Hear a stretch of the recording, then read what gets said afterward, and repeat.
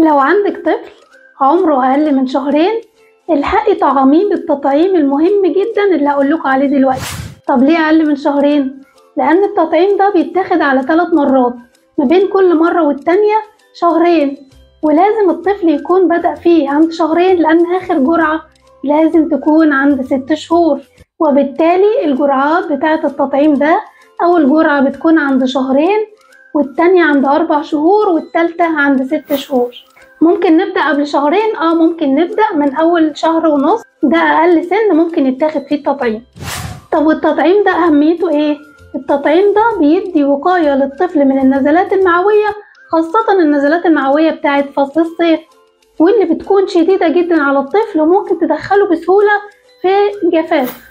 علشان كده بنكون حريصين جدا إن احنا ندي للطفل التطعيم ده علشان يعدي علينا فصل الصيف بسهولة، من غير ما ندخل مستشفيات ولا نتحجز ولا ناخد محاليل لا قدر الله. التطعيم ده اسمه ايه؟ التطعيم ده اسمه تطعيم الروتا فيروس، وده بيدي للطفل وقاية ضد النزلات المعوية اللي بيسببها الروتا فيروس، وده الفيروس الأشهر المسبب للنزلات المعوية اللي بتكون موجودة في فصل الصيف. نقدر نجيب التطعيم ده منين؟ التطعيم ده مش تبع التطعيمات الإجبارية الخاصة بوزارة الصحة، ولكن نقدر نحصل عليه من الصيدليات، وأحيانا بيكون متوفر في بعض عيادات أطباء الأطفال. دمتم بصحة.